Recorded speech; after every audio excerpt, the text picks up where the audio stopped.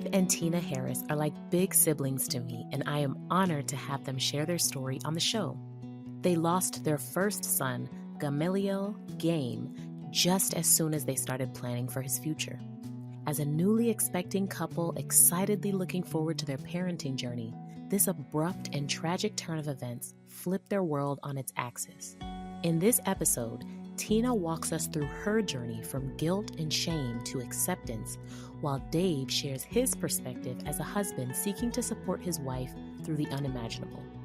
By leaning heavily on their faith and amazing village, and through expanding their knowledge about the birthing process overall, they've both been able to experience transformation and healing. You're in for a very special treat. Now take a deep breath, and let's get into the conversation.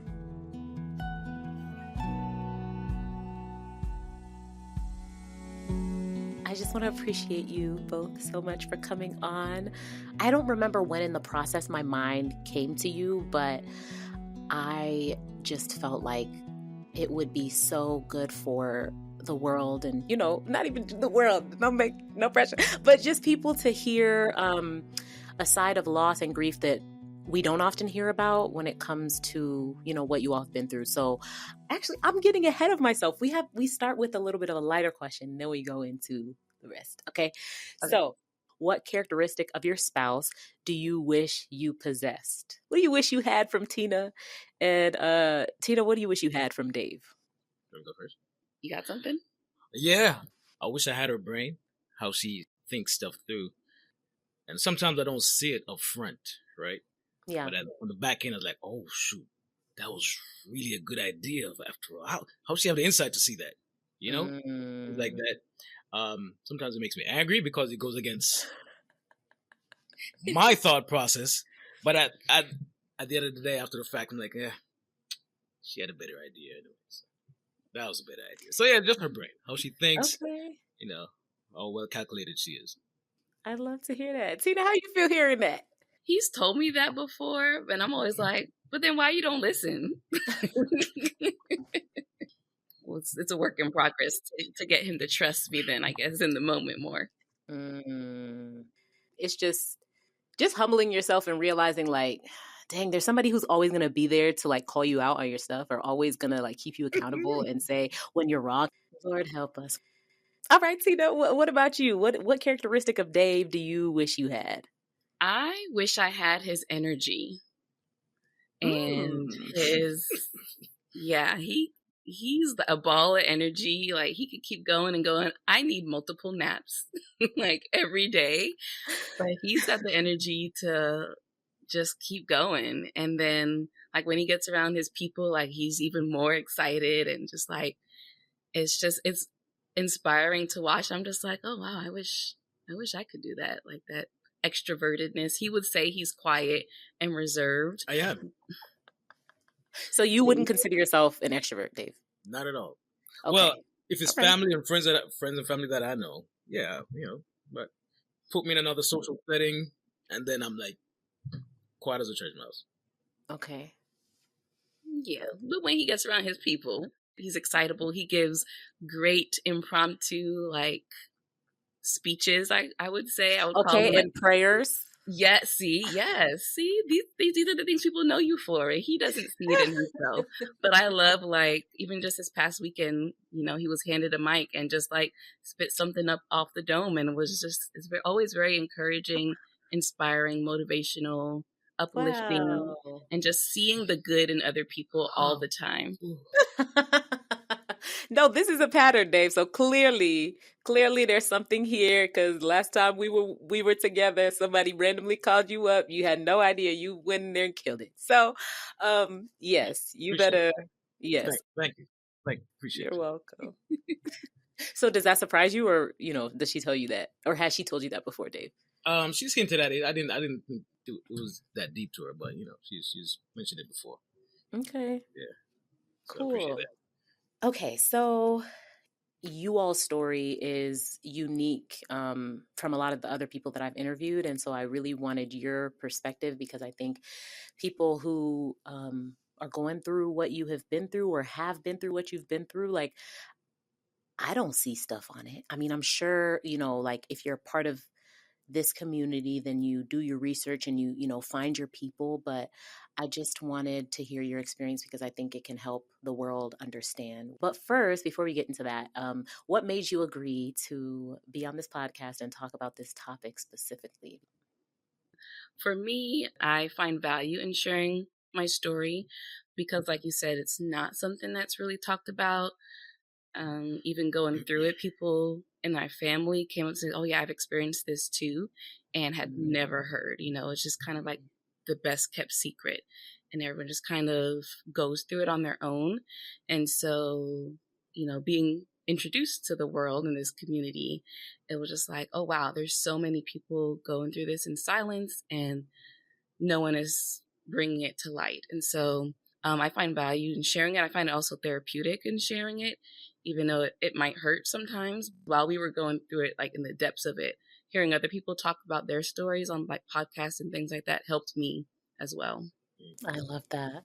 And what about you, Dave? Yeah, I was like, I don't know, because I'm not one to really speak like that. Even though she said I do speeches and stuff, I'm not.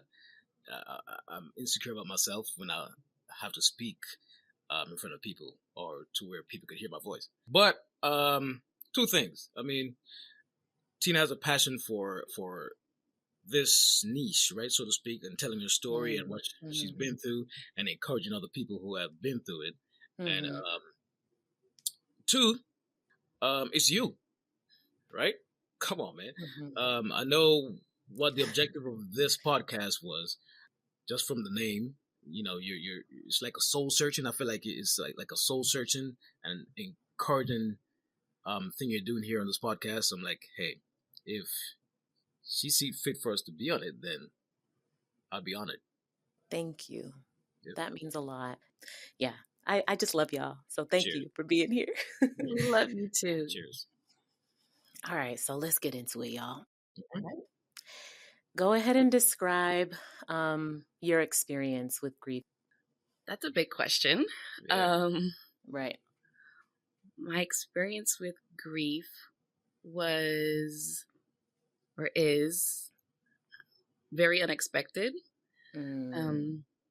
So it wasn't ever anything on the radar that could ever happen to lose a child. So, we lost our son back in 2018 due to birthing early. So I was 21 weeks pregnant. 17. Oh, sorry. Yeah, 2017. Wow. 2017, I was 21 weeks pregnant. Found out we were pregnant. We were super excited. We were out living in California, doing travel work, and made the trek back home. It was like, all right, starting a family, let's go back home and do this and have the support. And just really excited about the prospect of, having a baby. Everything was going swimmingly. It was fine. It was, no signs of issues happening. And then all of a sudden, you wake up one day and it's just like, bam, like things just happened kind of one after the other and spiraled out of control. And it was just like, okay, all of this is happening to me so quickly. All the things that we're doing, trying to stop it from happening, didn't work. And it was just like, okay, this is my life right now. And it was just very unexpected. No one talks about this being a possibility. Like no one wants to hear that, really, right. In all honesty, when you're expecting a baby. So it's just like this unexpected world that we were just kind of thrown into. And no one knew how to talk to us about it, Even the staff at the hospital was like, kind of like tiptoeing around it. They're inexperienced. Yeah, everyone was really inexperienced. Family was inexperienced. The whole community was just like, I don't know what to say. I don't know what to do, kind of thing. So it was kind of lonely too. Dave, anything to add? Yeah, it wasn't anything expected, nothing, because the whole time you go to your doctor's appointments, it's due this week, and no precautions of this could go wrong, that could go wrong. It's unexpected, because going into a pregnancy, you have happy thoughts about having and enjoying your baby, raising your family, but this doesn't cross your mind. So definitely unexpected and sudden, and of course, admittedly, it was sad. It was sad. Sad for everybody. Sad for us. Yeah. And thank you for sharing that. And you had chosen a name. So we actually didn't choose a name until everything kind of went down. Oh, okay. So we spoke about the name before. Okay, we had prospects, yes, but we hadn't settled on anything at that point. So like I said, we were in California. We made the trek back to Atlanta. I started working here, and then it was 2 weeks later when everything happened. Oh my goodness. So I hadn't seen an OB here yet. I would think I had an appointment the following week to get settled in with an OB. Hadn't had like the anatomy scan yet that typically happens at 20 weeks.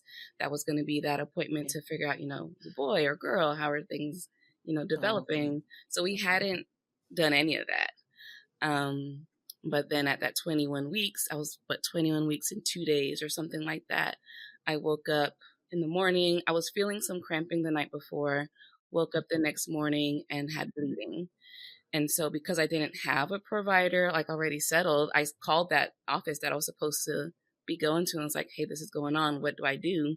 And they told us to go to the hospital. And it was there in the hospital, they realized that, I had started dilating. I was already, 3 centimeters dilated, I think. The bag was bulging, like basically all the signs of labor were progressing. So they gave medications to try to stop. It didn't work. Within that process, they came in, they had the ultrasound team come in to do the anatomy scan, then told us it was a boy. And so that's when we settled on the name. I was like, okay, we're going to go, with the name that we had been discussing, and move forward with that. And yeah, that was kind of like when all the plans, I guess, for this life kind of happened to start and end all at the same time. This all happened in the same day? Yes. Yeah. Mm-hmm. It happened quick. I did not know that. Yeah, was it like a Friday? Well, it started Friday. Yeah, everything started Friday. Yeah. Oh my goodness. So shock and whirlwind and, all these words that are coming to my mind just don't even seem to describe that. Because, it's like this super, super, super high, and then this super, super, super low in a matter of no time at all. Mm-hmm. Yeah, within max 48 hours. Not even. Yeah, exactly. Yeah, not even 48 hours. But even while this whole thing was going on, though, I was thinking, medical people, go do your thing, and let's write this out so we could go back home. But it kept progressing. I'm like, hold on, what's the next thing? And then the next thing. Then after a while, I was like, hold on, this. I mean, granted, I'm a nurse and I'm no OB nurse, But I was like, hold on, bro, stuff is not sounding good. So that's when I started preparing myself. And you all, look, hearing it just like that, I'm very inspired by, even more inspired now that I've heard a little bit of this timeline, that you all, carry him, you just carry his legacy till today. And I went to your house not too long ago, and you had an area in your house designated to him, had his name, had his photo, and all these things. And I just think it's so beautiful. And I want to talk more about that. What inspired you to do that? What inspires you to just carry him when, For me, he's still our son, even though we hold him in our hearts and not in our arms here, but he's still part of the family 100%. So we've even taught, Caleb about him. He's gone to visit. And so he knows he has his brother, he knows his name, and just trying to be intentional about incorporating him into the family tree, and having him have a presence here in the home. So that spot that you see, there's a bear up there that is weighted, is his birth weight. I was actually given to us by a friend who also experienced infant loss, stillbirth as well. And so actually a couple months before us that very same year. So we kind of traversed this journey together as well.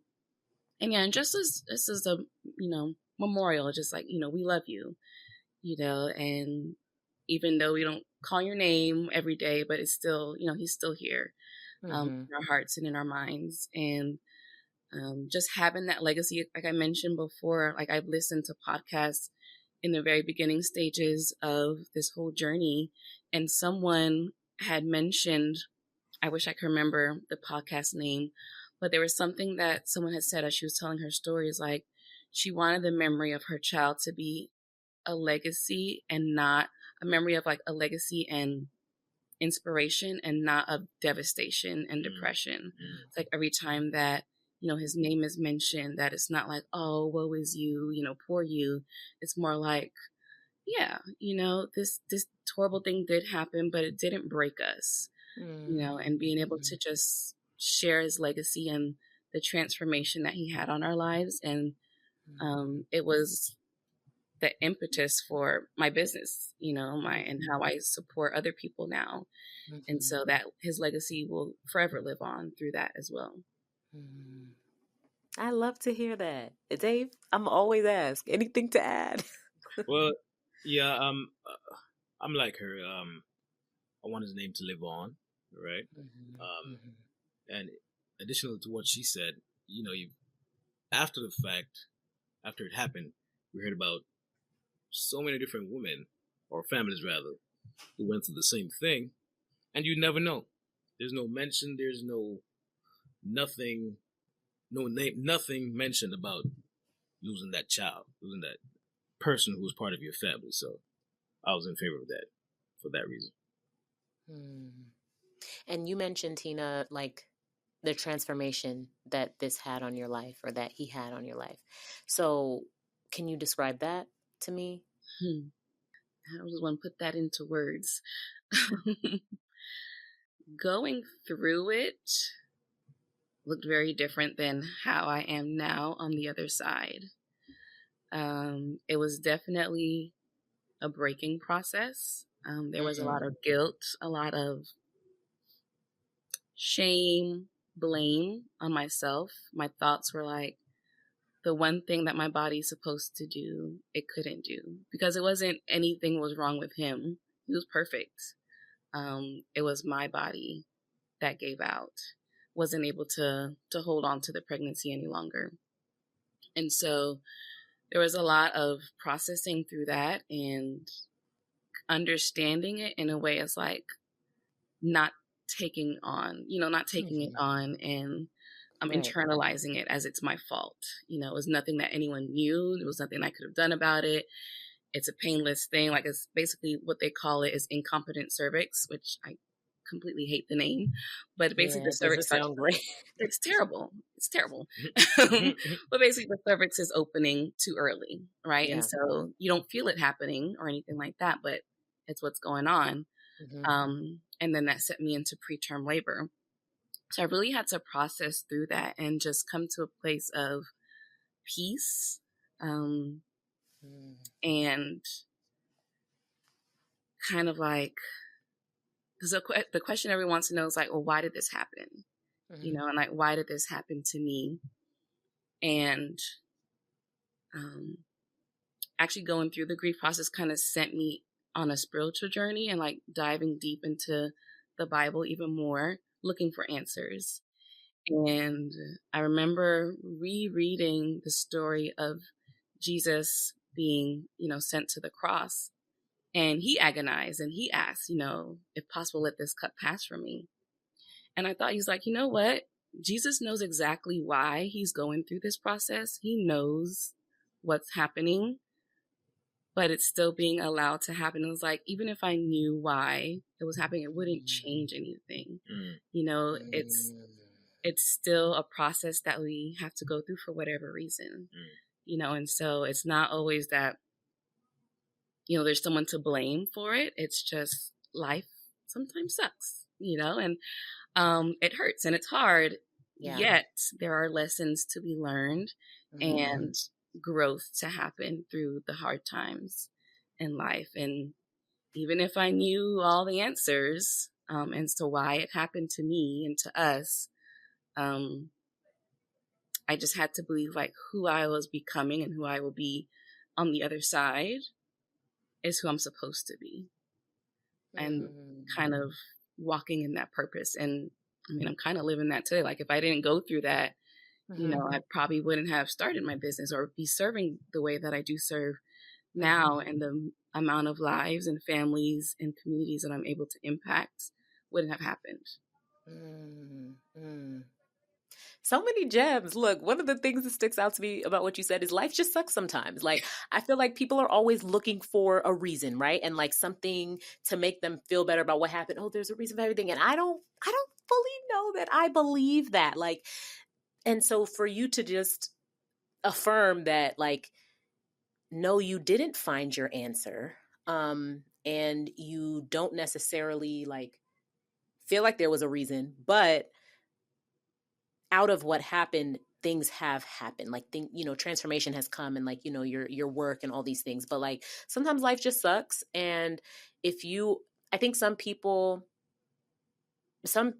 search for answers and they get it. Other people, like, you're not going to get it. And so sometimes it's like a futile mission. And I know for me, like, I don't ask those questions anymore because I kind of felt the same way, not in the way you put it. I think that was a beautiful illustration of like, knowing wouldn't change the outcome. But yeah, I was like, yeah, nothing, it wouldn't make me feel like it was worth it, even if I did know the why. So it's better off that I just don't. Right. But yeah, just for people who are asking that question, like, just rest assured that, like, we all have those questions going through our minds, and sometimes we don't get them. And that's okay. It still sucks, like, right. And just acknowledging that and like making people know that it's okay to just, so I appreciate you saying that. Dave, did you have anything to add to what she said about like the transformation?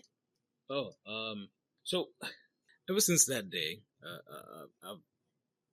I find myself having to try to increase my awareness of how Tina is feeling, especially when it comes to that time of year, or certain times when she would say, today would have been his due date, or it gets close to the day they passed or the day we buried him. Let's try to be cognizant and pay attention to what she's going through on any particular day, and try to see how I could intervene to just be there for her, because I never carried the baby, That baby wasn't part of my body the way it was a part of hers, so it's clearly going to impact her differently, both physically and mentally, emotionally, spiritually also. But that's one way it has transformed my life. Some days I wish he was here. Some days I sit back and think, he'd be older than Caleb, my oldest son. He'd be older than Caleb now. What would his personality be like? What would he be like running around here? Would he be as loud as him? Certain things like that. But, but when these things happen, man, when certain challenges come in my life, what I try to do is, the mode that I go in is, I sit back and I start asking God, look, what's the meaning of this? What do you want me to do? I feel like there's always a lesson to learn out of every challenge, every ill circumstance. There's always a lesson to learn. My prayer during all of those times is that I could hear what God is trying to tell me. I could get the lesson that God is trying to teach me out of this. And sometimes I don't get it, but that's the mode I get into whenever something like this happens. And that's where I've been ever since that day. So you all have leaned heavily into your faith to help you through this journey. Yeah, got to. Yeah, got to, man. And Tina, if you had to quantify the time from when you were feeling, guilt and shame, and then that transformation of, not blaming yourself, like, how long did that take? I'm not quite sure. Okay. I did, go to therapy, which that wasn't very helpful. Not any fault of therapy. I think it was just the therapist. It wasn't a good match. This was like immediately after, or a few months or late years? Maybe a couple months after. Okay. I think it was with the prompting of Dave and my mom. They were like, you think you need to talk to someone? And I'm just like, I might. That might be a good idea. I did do that for a little while. I think that was actually while I was pregnant with Caleb. I did, yeah, because I was experiencing, pregnancy after loss is a whole other thing. A lot of anxiety, with that pregnancy. And so it was during that pregnancy that I sought out some therapy just to kind of help manage all the thoughts and feelings. Right. So we got pregnant again, 6 months after. So maybe it took about a year or so, probably up until, Caleb was born. Yeah, I think there was still some anxiety there even after Caleb was born. For sure. Just because the incompetent cervix isn't something that can be cured or anything like that. So it's going to be present with every pregnancy that I have. And so that risk of, again, the same thing happening. And the process did start again. And I had to advocate for myself and take measures into my own hand just to try to get a little bit further along with him. And so I think it wasn't until it was like, okay, we did it. We did it, and now he's here. Now there's a whole new anxiety, coming about. But the actual guilt and shame portion of it, yeah, I'm not sure. Maybe a year or so, maybe closer to 2 years. So you went to therapy, but you don't think it was that helpful. So what would you attribute to the ultimate you realizing that it's not something that you should blame yourself for? Like what helped you along? Well, I feel like it was a community that she was involved with because, I realized she had more of a curiosity into the whole field because she's into public health. She got her doula. It really pushed her into that field, and I feel like her being exposed to all these different people, all these different specialists, it kind of helped with her healing along the journey. That's what I've seen. I can't speak for you, but that's what I saw. I can see that. And I would say it's probably a culmination of things. And I think that helped too, just having the increased knowledge and awareness of the whole birthing process helped me. I'm someone that needs to know all the nitty gritty of things to feel comfortable with something. Give me all the information and then I can kind of distill it out and figure out what I need to do. And so I did dive deep into research, and it was shortly after that I did start the doula certification process to become a birth and bereavement doula because of this experience. But the first time I tried to do that, I did have to stop because it was very triggering for me. And so I had to stop, and it wasn't until 2019, 2020 that I picked it back up and completed it because I felt like, okay, now I'm in a better space. I understand a little bit more. I've had the passage of time, I think, was a big thing too. Just to kind of get on the other side. We've got our kid, we do have a child here now. And yeah, just having more of a support and knowing a plan moving forward. And also maybe even just getting angry, a little bit angry about the whole, again, the diagnosis of incompetent cervix. And it's I hate that. Why do I have to be labeled incompetent? And really wanting to support other women and other families through that. And just I don't put that label on me, it's just that's not okay. Because that is something I had to heal through too and kind of grieve through. It was just why am I incompetent? I'm not. And so, yeah, it was a mixture of things that helped me get through for sure. Yeah, it's almost like that righteous anger, hearing you say getting angry about it and that fueling your passion for just advocacy. And yeah, the message I get from that is just don't go through things in isolation and share things with people.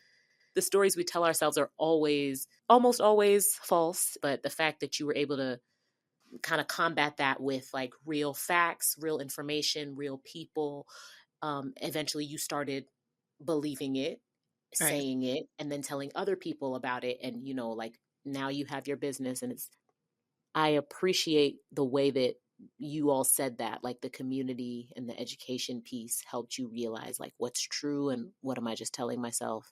Absolutely. Okay. Well, tell us about your business. Introduce your business to us. So it's had many iterations, but the name has stayed the same. The name is Competent Heart Perinatal Specialist. Again, that competent being that pushback against that label that was given to me, and really standing in my power. And the biggest things that have been the mainstays, regardless of like the niche that I'm serving or the people that I'm kind of targeting, is advocacy and education and community. Really encouraging people to get educated, to learn about, the seasons that they're going through, from fertility, pregnancy, birth, postpartum. There's a lot of false information out there. So like getting the real deal facts and knowing who you are and what you want out of this experience, and then advocating for that, speaking up for yourself. There's a lot of fear mongering and a lot of pushback that, especially Black women, that we receive in the healthcare and in the birth space. We're dying at higher rates. And so we really do need to have that voice and that community of people that support us and listen to us and believe us when we say something's up. So that's really been the mainstay of what I do. It started out offering virtual doula services because it was COVID time when I got the certification. So it went from offering virtual doula services to like teaching classes to parents. And now I teach doulas about pelvic health and helping them to be educated so that their clients can advocate for themselves, because there's a lot of things that we're told is normal in terms of like pain and pelvic pain and experiences.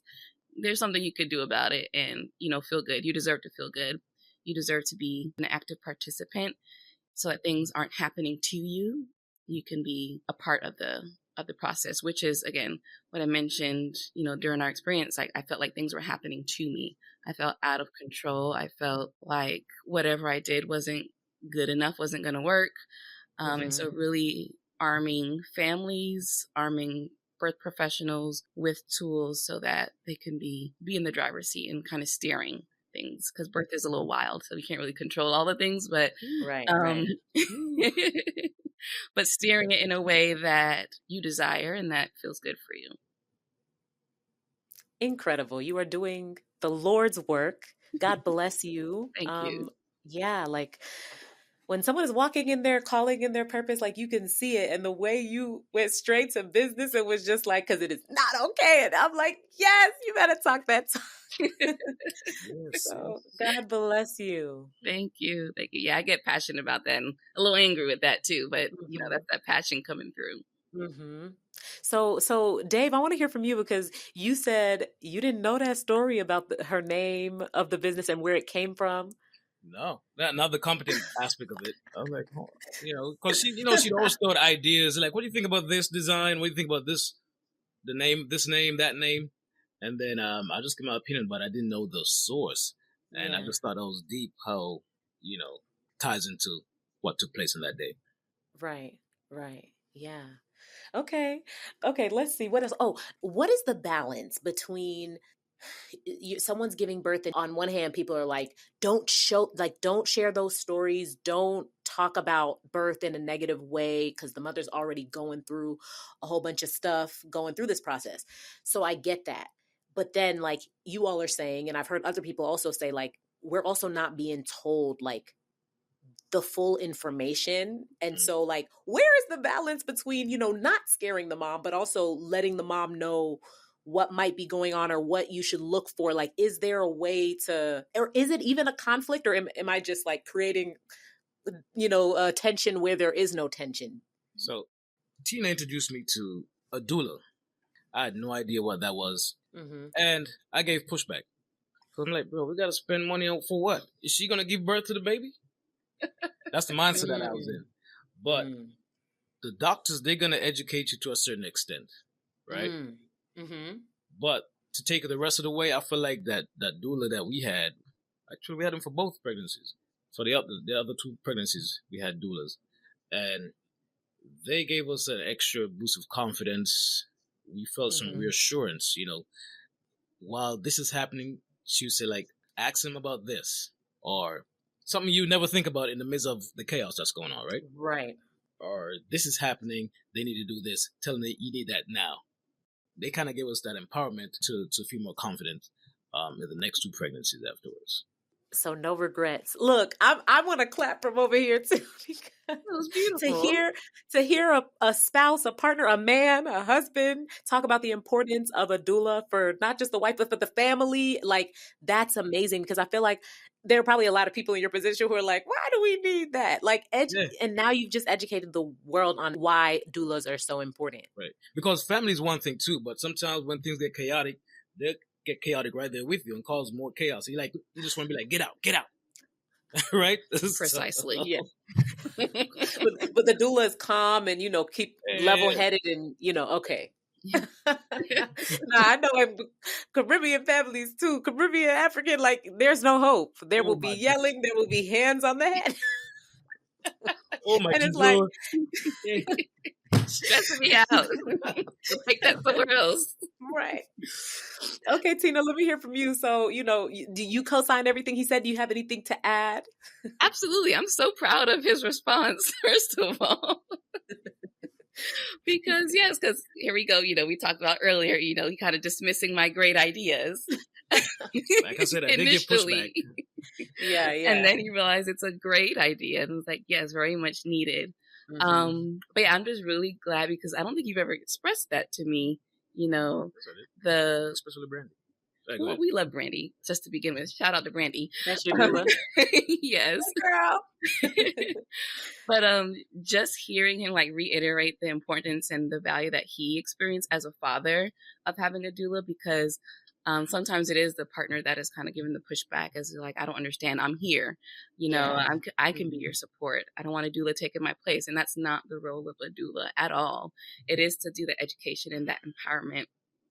And to answer your question, where is the balance of not giving all the information to scare them versus telling all the things? I believe knowledge is power. So there are ways to present information without being fearful and without scaring people away. Especially when you give them options, so it's not like this is going to happen. This is the only way that it can happen, but saying this is a possibility. And if this does happen, we can do X, Y, Z. You make the choice as to, we'll work together as to how to navigate that. And again, that's very empowering and very encouraging for birthing people, birthing families, and especially because after the facts, a lot of folks are saying, oh, I wish I knew. I wish someone told me such and such. Right. And so for us to withhold that information in an attempt to not scare them away is really taking away their power and taking away their experience, because it's their birth. It has nothing to do with us. It's as a provider, medical provider, anything like that.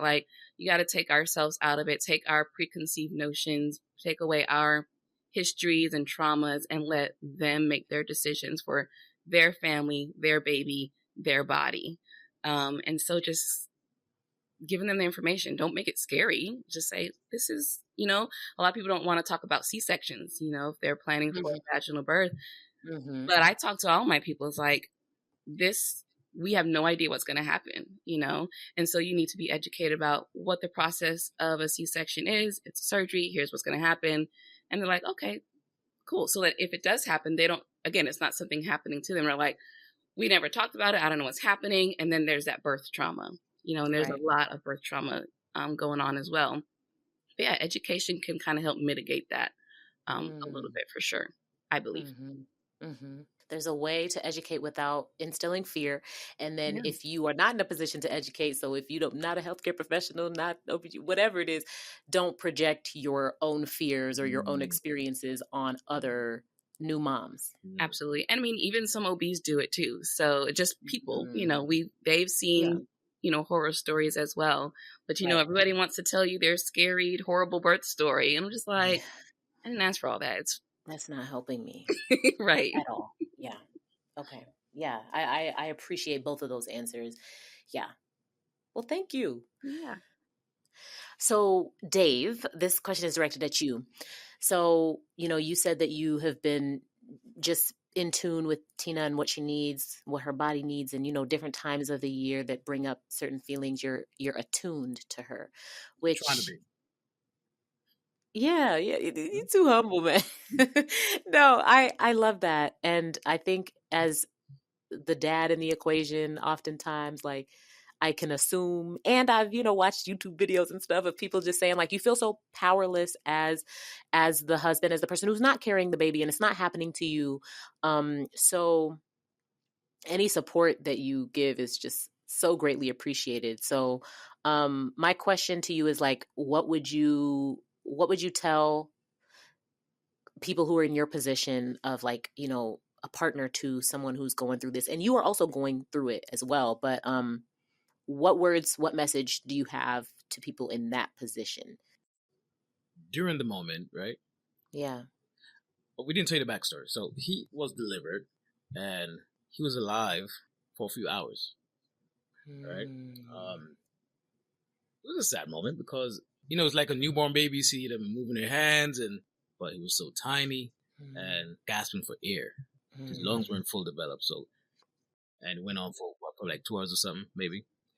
And in that moment, I didn't know what to feel. Because I was still hoping that he's moving, he's kicking, like a real baby, right? Mm-hmm. Why isn't anyone trying something? Why aren't we, I'm thinking there's some medicine that's there to help him because he's alive, he's moving. And the thing is, everybody's freaking out. Nobody really knew what to do or say. Mm-hmm. I wish there was a calming voice that would just reassure me that it's all right. I knew it was all right, but in the moment, I was still kind of freaking. That this is not supposed to happen. I can't believe this just happened. It happened so fast. So I wish there was that calm and reassuring voice. But what I've learned after the fact is, because as a man, I guess you kind of feel helpless too, right? She has her feelings that she's dealing with, and as the father, the husband, I feel like I couldn't fix it, and I felt some kind of guilt that I couldn't, that she was hurting, and at times she would cry, and I couldn't fix why she was crying. But as time went on, I realized I'm only human. I got to put it in God's hands, and I just got to make sure that I'm there. Even if I'm not saying anything, I'm not trying to dig up the experience that we went through. Just make sure that I'm there. If it means canceling rehearsal or not going to the gym or whatever the case is, just try to be there a little bit more and see if that's what she needs. And what about for you? Like, you're taking on the position of making sure she's good. Mm-hmm. Who's making sure you're good? I got a good village, man. And it really dawned on me when we had the funeral for him. Let me say his name. His name is Gamaliel. That's his full name. We call him Game for short. So at Game's funeral, so many friends came through, man. We knew we had, the local family that was going to come through. But the fact that none of my friends knew who we lost, they didn't know him, right? He was only here for a few hours. And they came through with such great support. Tina always accused me of this. I don't like asking for help. But when they came through for me like that, it touched my heart, man. And that's when I said to myself, you know what, bro? You're going to be all right. I've been okay. Yeah. Knowing that I have this great support around me. The village. Yeah.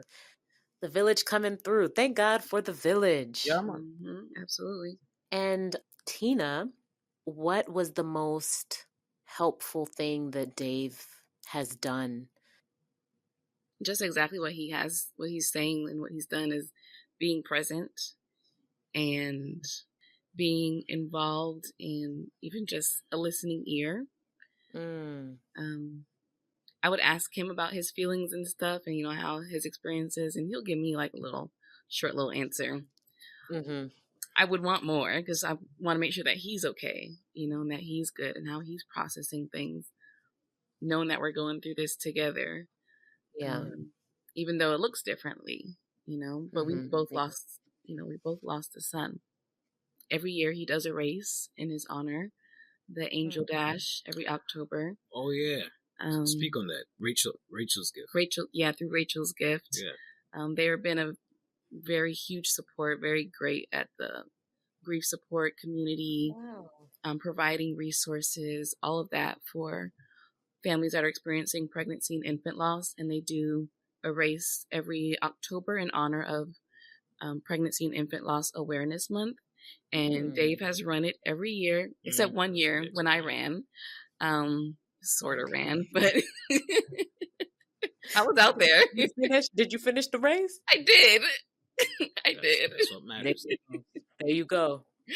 Wow, that's amazing. Yeah, but just showing up, every year and just keeping game top of mind, even just in the little things. Go to visit, every now and then we're on that side of town and, just being open and willing and, here. But shout out to Rachel's Gift. We spoke about how we feel like the people at the hospital didn't really know how to handle the grief. So they referred us to Rachel's Gift. That's the name of the organization for people who have experienced, infant loss, preterm, all of the above. They've been a good source of encouragement for us. And if anyone else out there who's going through that locally in the Atlanta area, Rachel's Gift is a good resource for that. I think they're national too. Oh, they're national. Nice. I'm so glad that, look, one good thing, and we're not bashing the hospital or anything, but I'm glad that they pointed y'all in the direction of Rachel's Gift and you've seen it as a support. Yes, for sure. Well, I would say it was Rachel's Gift. They had boxes there. It was their efforts. But they give us the box. So Got you. They did the bare minimum is what I'm hearing. Okay, got you. So is it a 5K, 10K? 5K. Okay. Yeah. Can anybody run it? Anybody can run it. Come through. Listen, I just might. Okay. So Tina, what would you tell moms who are going through or who have been through what you've been through? What would you tell them?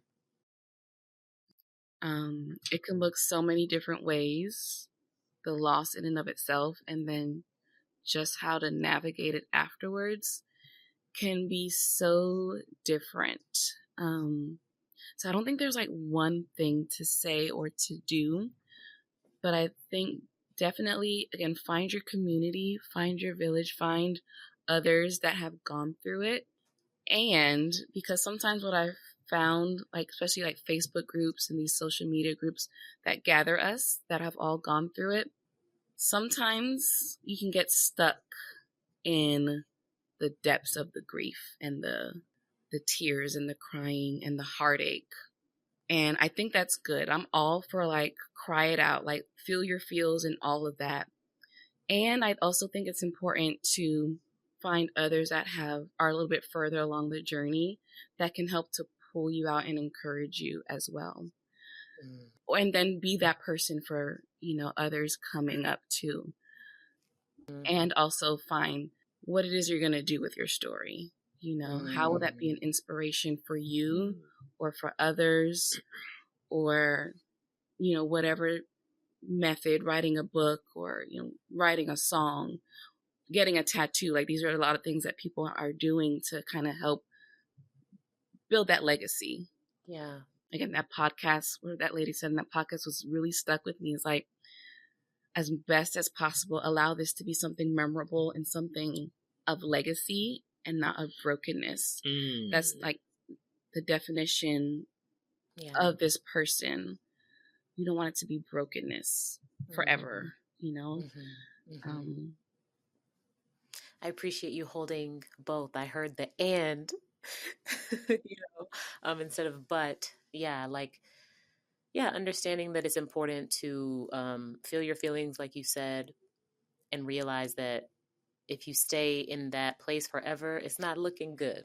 It's not looking too good. So, and other people there is a great way to help you get out of that. And I also love how you said, help somebody else as well, because I've noticed that I think the one thing for me that somewhat encourages me, I'll say two things. One thing is feeling less alone, realizing how many people have been through grief in one way or another is weirdly comforting. when you're going through it, because it's something that you don't want anyone else to experience, but also it's such an isolating experience. So then you realize, okay, well, I'm not the only one. Like, okay, like, God doesn't have a target out on me. Like, things like that makes me feel comforted. And the opportunities I've had to help someone else, even if it's just through sharing my experience or anything like that, like, I find that it has given me, it just does something for me.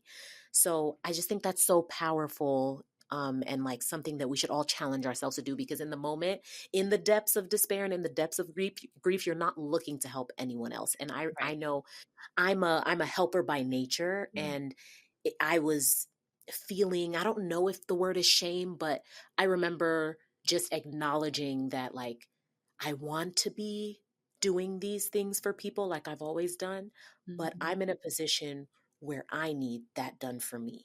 And I don't have the capacity to encourage somebody right now, even though I feel like encouragement is one of my gifts and has always been one of my gifts. Like, I don't have the capacity. Sure.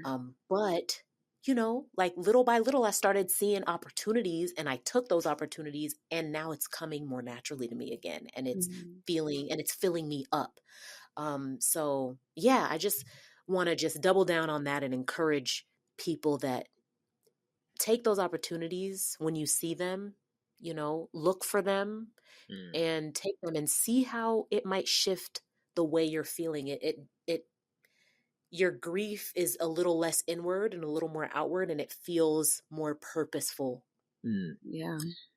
Speaking on encouragement, I just want to say thank you. And I think many people may have thanked you already, because at your brother's funeral, when you went up there to sing that song, that was, amidst all the grief, man, that moment, you really encouraged the life out of me. I'm not even close to the situation as how the family and so many other friends were, but that was super encouraging.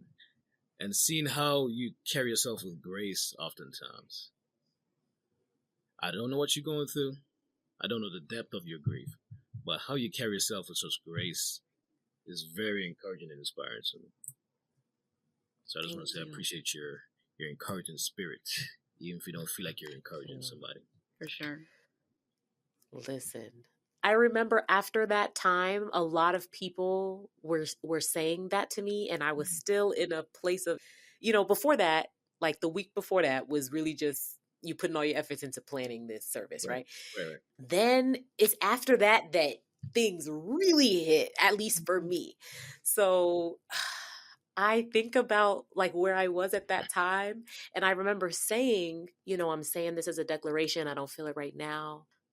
I thought it was real then, but it was even more real like after that. Yeah. And I was not able to encourage myself, and I was not able to sing that song. But the fact that it happened, I mean, means something for sure. But praise God that it made an impact. And I think gradually it's going to make an impact on me. I just feel like I'm in this place of Got you. Anyway, thank you for bringing that up. I really did forget about that. I think grief has seasons. And so, just depending on the season that you're in, you're not able to see certain things. But it's okay. It's okay. Yeah. And, once that season comes to its fulfillment and you're on to the next season, then you're able to, minister in a different way or process things in a different way. It's all right. Wherever you find yourself, whenever that is, it's all okay. Thank you. I appreciate that.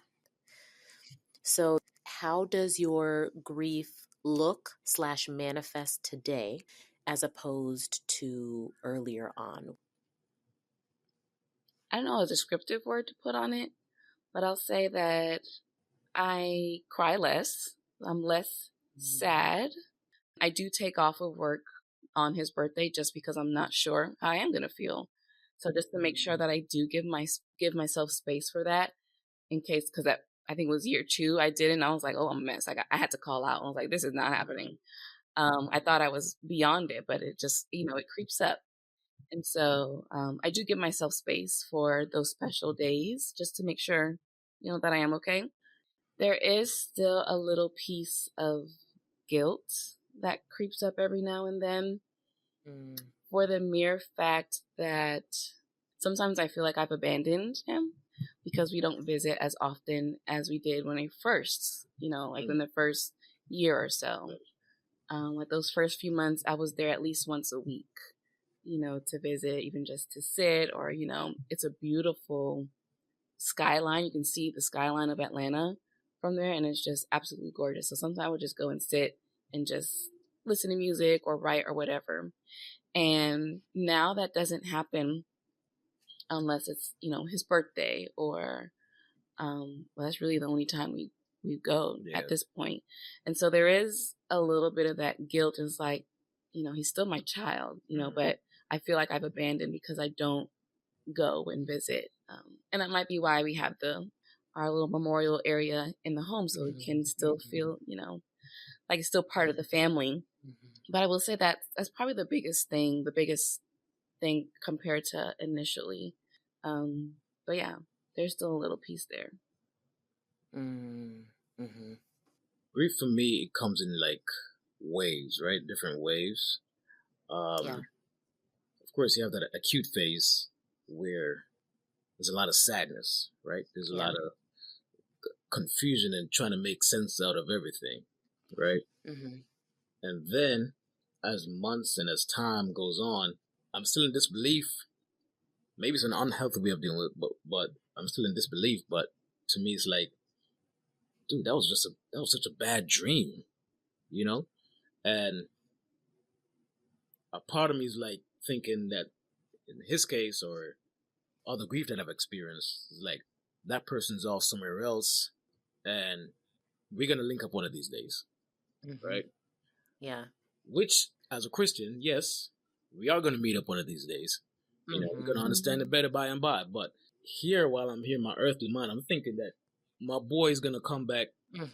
Silly, he's dead. I know he's dead, but I'm still thinking he's off somewhere. He's on training. He's gone somewhere to do another job. He's gonna come back one of these days.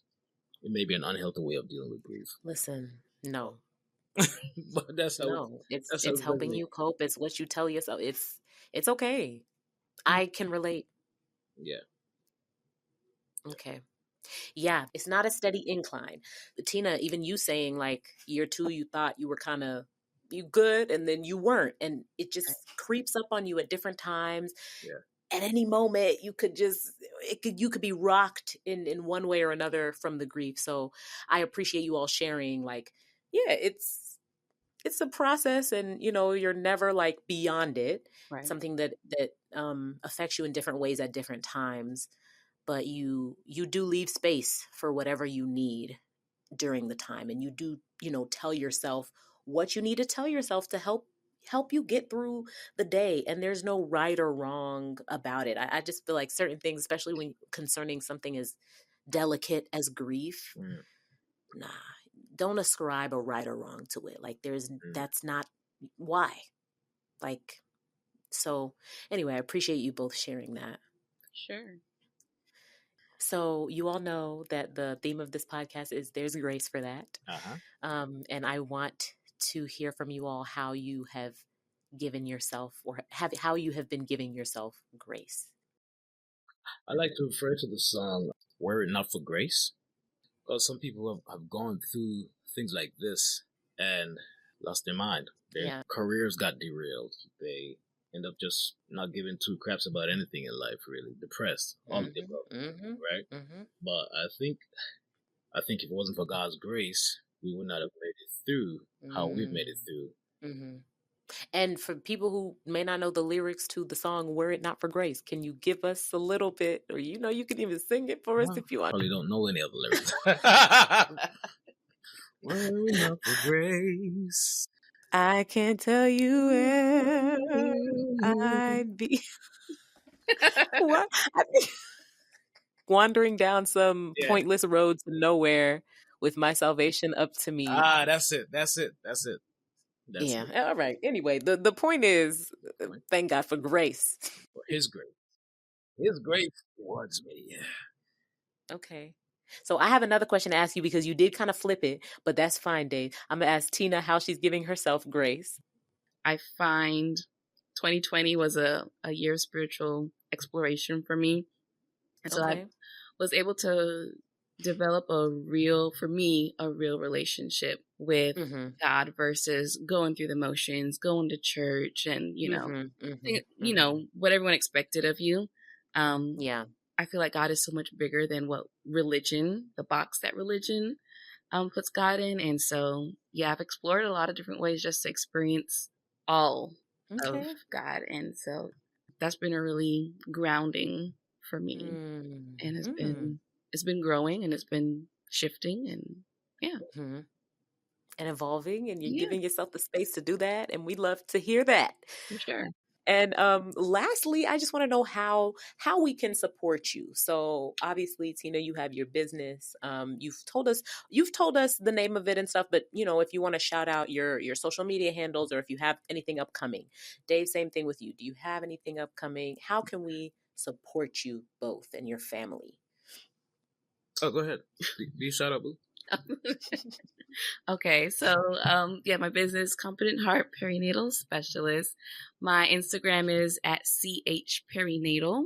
So if you want to follow me, go ahead and do that. Like I said, right now I'm more so like educating people about pelvic health, kind of bridging pelvic health within the birth space, kind of bridging both of my passions here. And I feel like just supporting us in just the parenting journey. We take babysitters. Sure.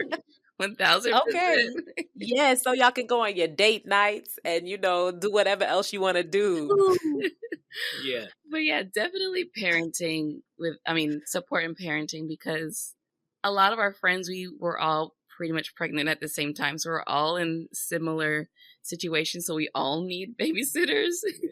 And so really just having that village, really, to come and step in, not even waiting for us to ask, but be like, hey, do you need some help?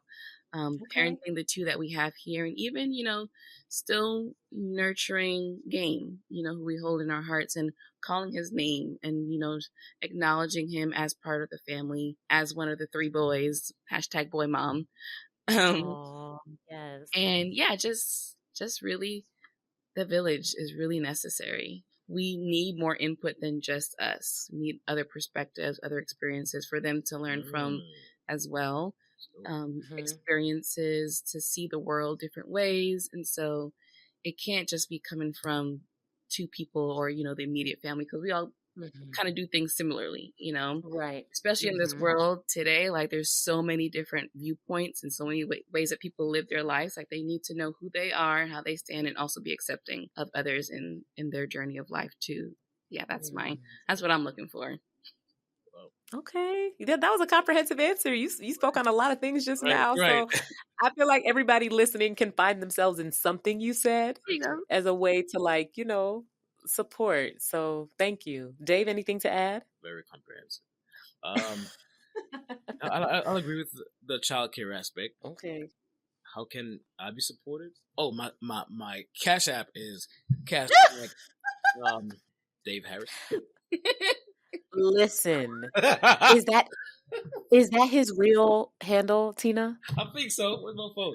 Please go check, because listen. Oh, where? I'm here for it. I'm here for it. I'm here for it. 1,000%. And you said earlier, Tina, that Dave, or maybe Dave said it. Yeah, Dave, you said that you don't like asking for help. Here you are sharing your Cash App with the world. So I'm very proud of you.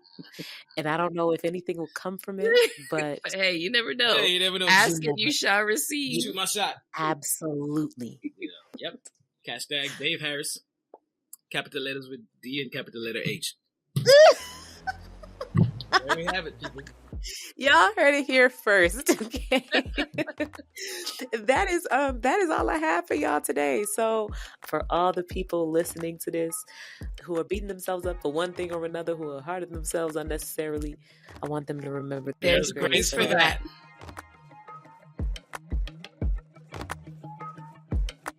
Thank you so much for tuning into this episode of the There's Grace for That podcast. I hope you felt seen, heard, inspired, or encouraged as you listened, and I hope you'll tune into the next one. For now, we're on Instagram at There's Grace for _that. So would love if you would give us a follow and click the link tree in our bio if you want to share any feedback or if you'd like to support the podcast financially, which is by no means expected, but always appreciated. Remember, this is a group effort and I welcome your input with open arms. And lastly, for today's homework, tell me what you're taking away with you from this episode. From all the information and insight shared, what are you taking with you? Feel free to leave a comment on Spotify or Instagram. And of course, if you feel led, please share this episode with someone you think would benefit. Again, thank you so much. And until next time.